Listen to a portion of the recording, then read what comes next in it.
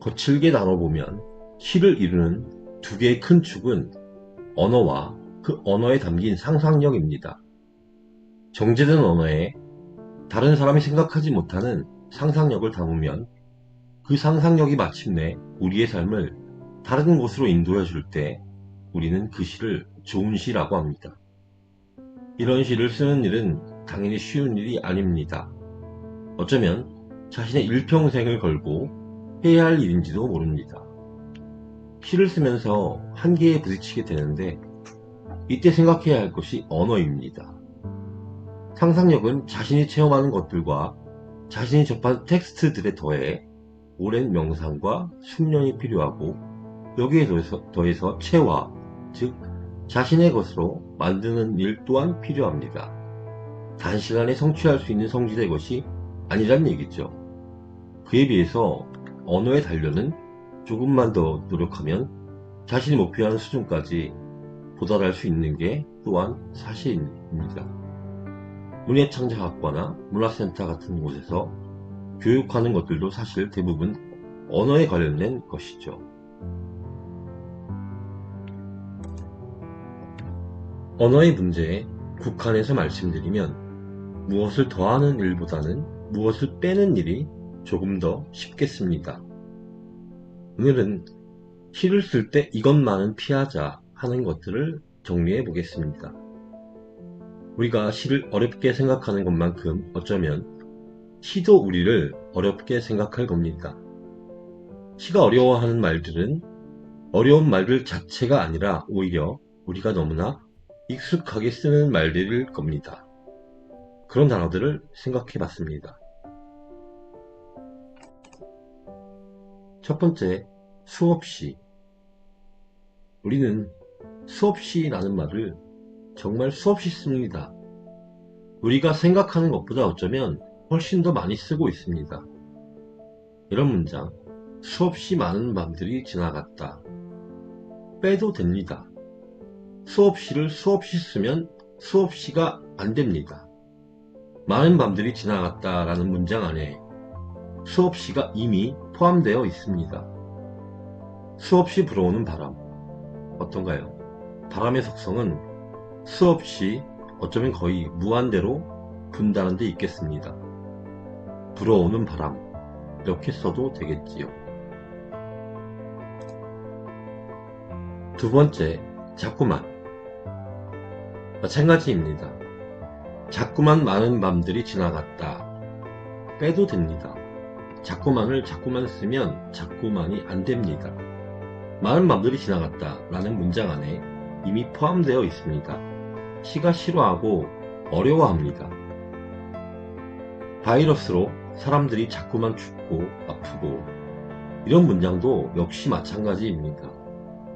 우리가 겪어보지 못한 코로나 시대, 많은 사람들이 아프고 또 죽습니다. 자꾸만 아프고 자꾸만 죽습니다. 시는 쓰는 사람과 읽는 사람의 대화이기 때문에 안 해도 되는 말들은 안 해도 됩니다. 바이러스로 사람들이 죽고 아프고 이렇게 쓰는 게 훨씬 더 깔끔하겠지요. 언어는 습관입니다.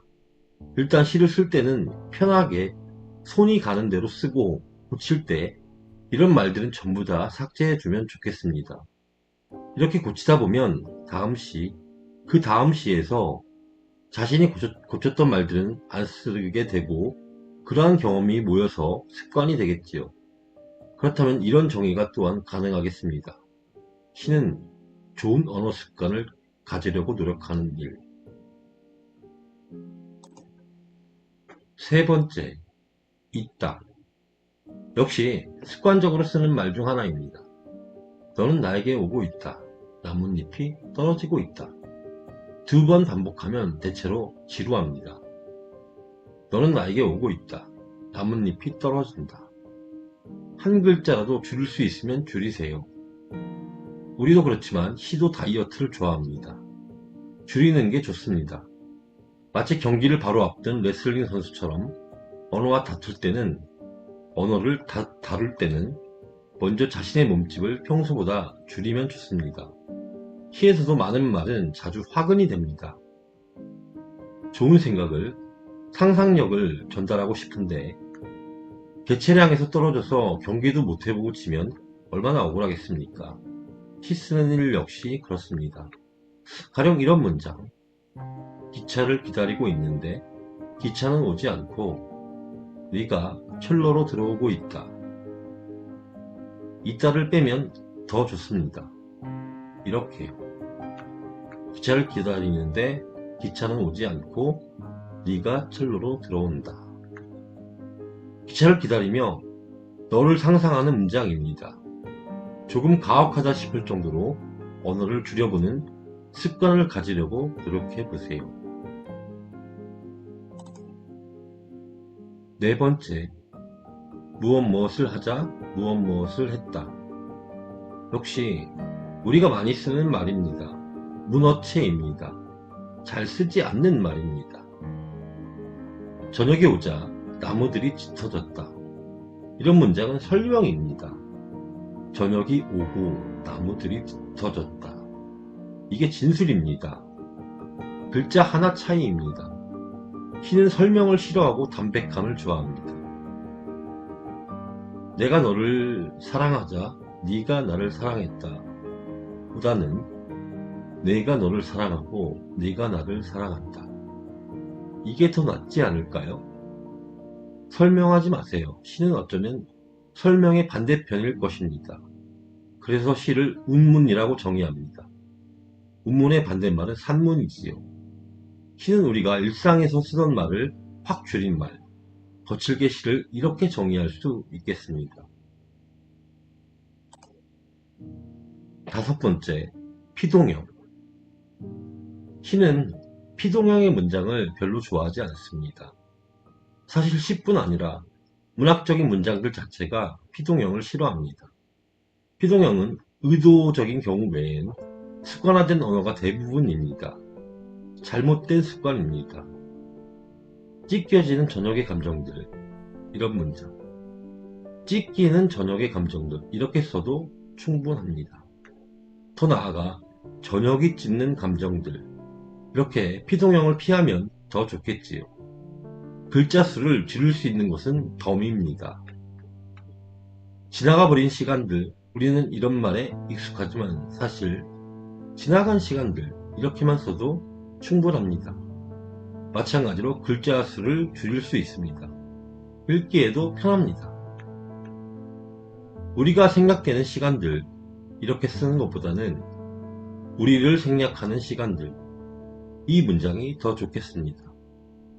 시간이 우리를 가끔 생략하고 지우고 자신만 흐릅니다. 비가 오는 날은 더욱 그렇습니다.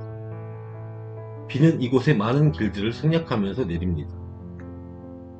우리의 고정관념 중 하나가 시는 좀 거창하고 멋있게 써야 하는 거 아닌가 하는 것입니다. 그러다 보니까 말이 길어집니다. 특별한 경우 아니면 기본형의 문장이 더 힘이 셉니다. 많은 가능성이 있기 때문입니다. 쓰다 보면 쉽게 잘 안 보일 텐데요. 자신이 쓴 시의 피동형을 찾으려고 하지 말고 시 안에 글자 수를 줄여보세요. 한 글자라도 줄여보세요. 그러면 보이기 시작합니다. 여섯 번째, 기억. 다른 단어로 대체할 수 있는 단어를 시는 좋아하지 않습니다.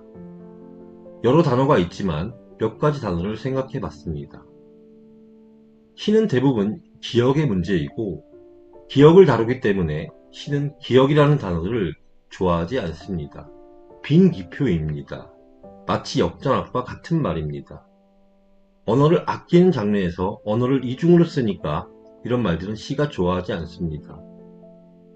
나뭇잎의 기억이 나에게 떨어진다. 대신 나뭇잎의 이마가 나에게 떨어진다. 이렇게 써보세요. 기억이 이마로 바뀔 때 우리는 이마라는 이미지 하나를 더 얻을 수 있고 그 이마는 바로 기억일 것입니다. 시는 구체적인 단어를 좋아합니다.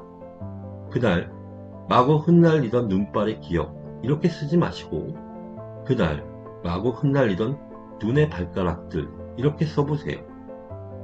그 발가락들은 문득 내가 사랑하는 사람의 소중한 발이 되고 나아가 나와 함께한 기록들이 될 것입니다.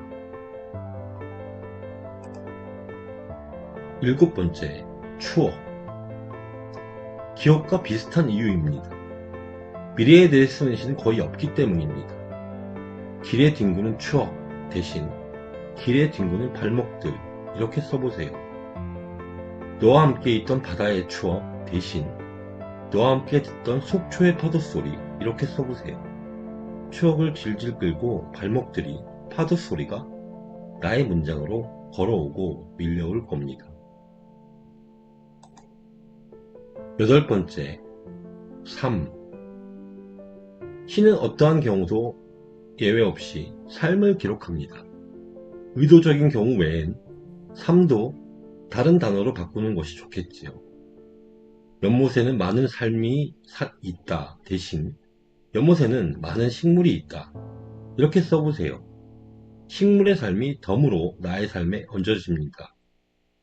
시의 비밀은 이렇게나 사소한 곳에 있는지도 모릅니다. 이런 단어들 정말 많습니다. 시를 고칠 때 다른 단어로 고쳐보세요. 찾아보세요. 구체적으로, 최대한 구체적으로.